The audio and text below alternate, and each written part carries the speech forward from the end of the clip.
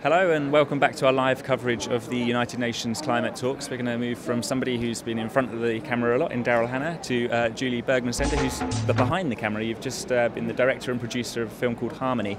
So for the benefit of our viewers who didn't manage to see Harmony on the 19th of November, I think it was screened in the US, tell us a little bit about the film. Well, the film is a collaboration with the Prince of Wales, His Royal Highness the Prince of Wales, who many don't know has been a true, authentic leader in many, many environmental organizations that he both contributes to, that other people run around the world, and that he's in fact started.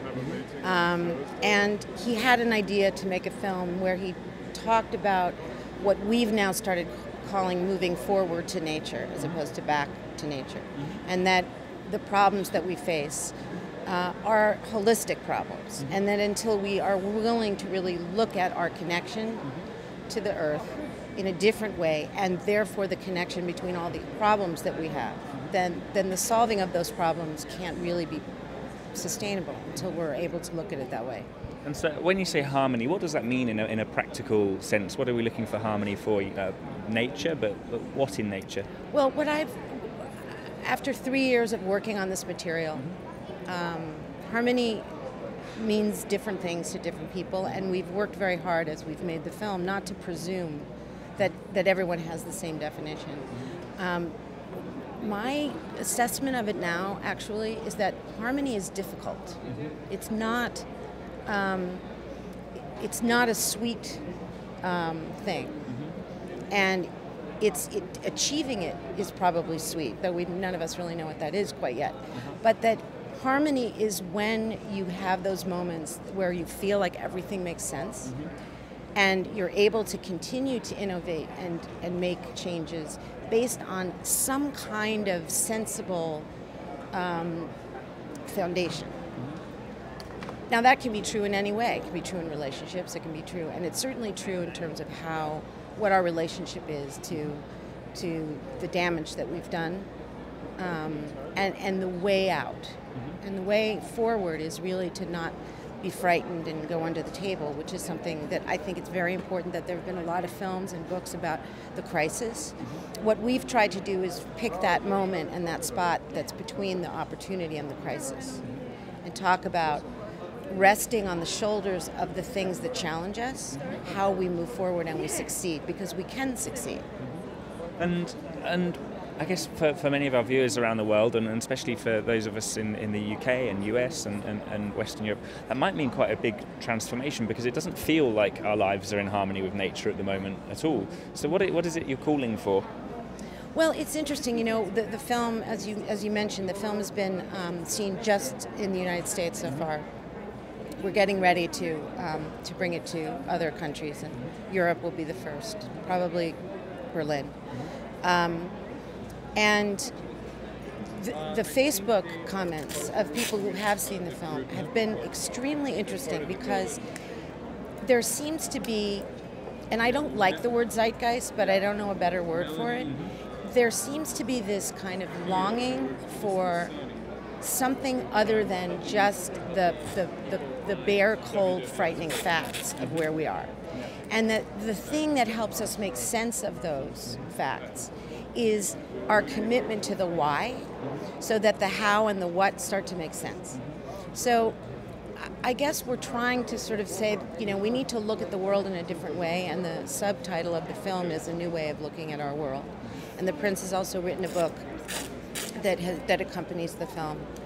And it really attempts to encourage people to look at the world around them in a way that is more holistic. And in fact, that in and of itself allows you to be more connected to each other and to nature and to things that are sustainable.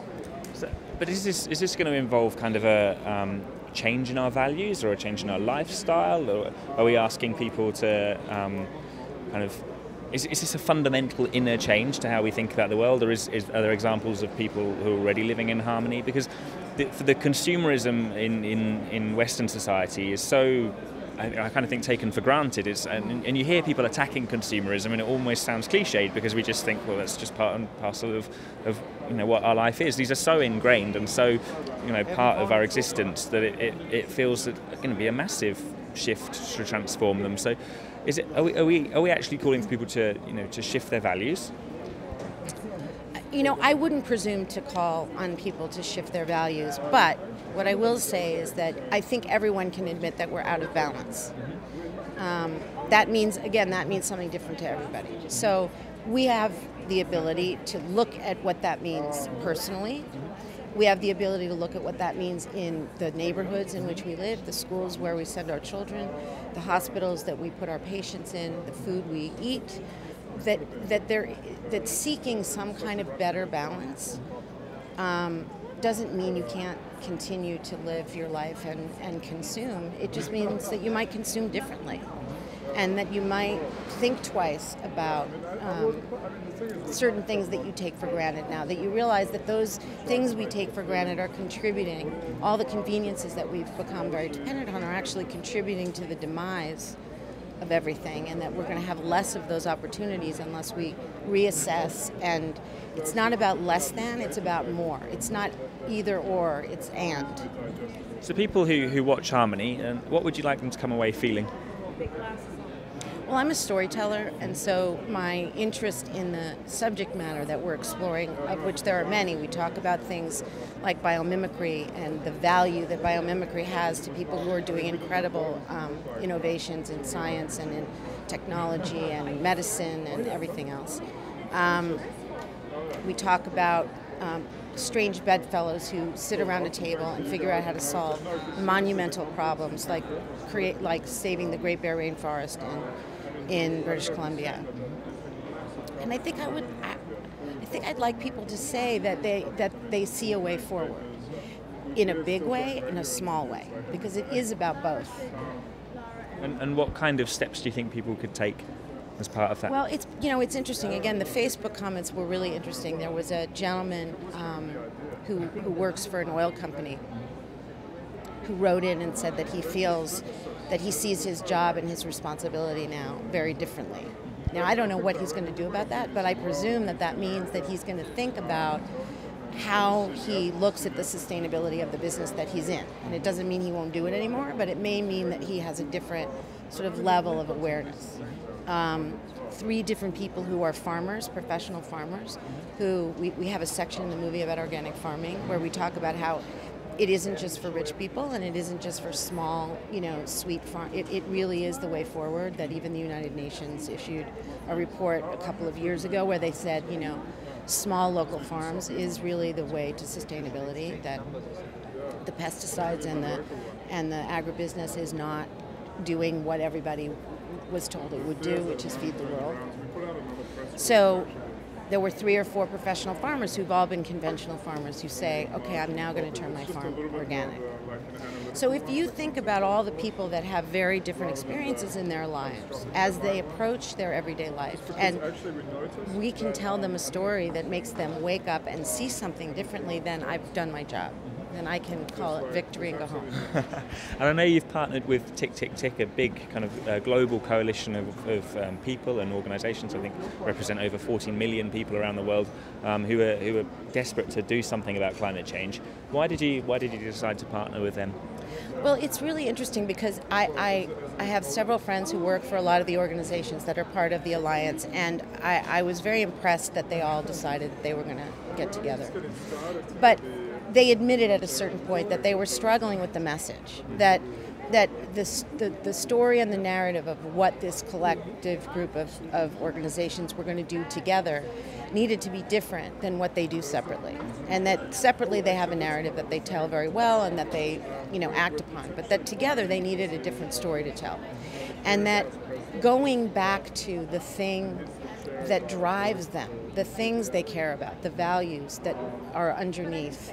I was in a few plenary sessions today, and every leader, every NGO, they stand up and talk about what they're leaving to their children, and that's the mantra, what we're leaving to our children.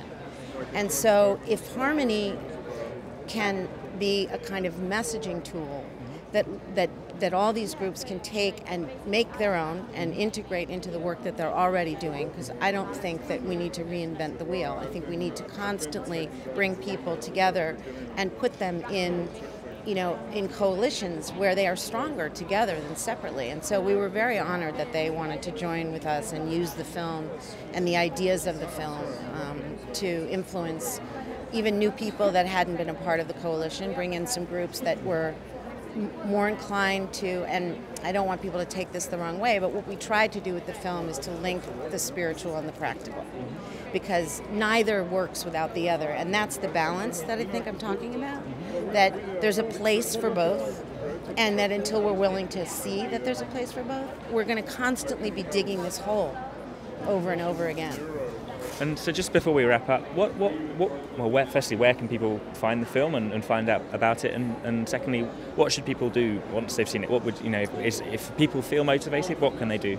Well, they can go to www.theharmonymovie.com, where there's a lot of information, where they can link to all the tick, tick, tick groups, where they can link to the work that the Prince of Wales is doing around the world that a lot of people aren't aware of.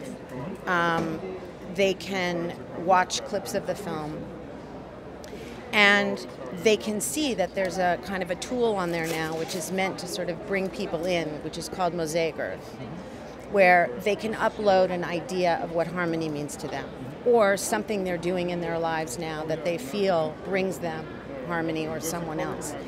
And we're going to have a big ask soon. And we're, again, with Tick, Tick, Tick, everyone is sort of discussing how that can be something that is moving the movement in a way that's, makes sense. So people should go on the website and they should sign up and become a part of the community, and then we'll all figure it out together. Okay. That's a nice note to leave it on, I think. So, Julie, thanks very much for joining us. Thank It's been you. really interesting to talk about it, and hopefully people will check out the film. Okay, great. Okay, thank you very much. Cheers.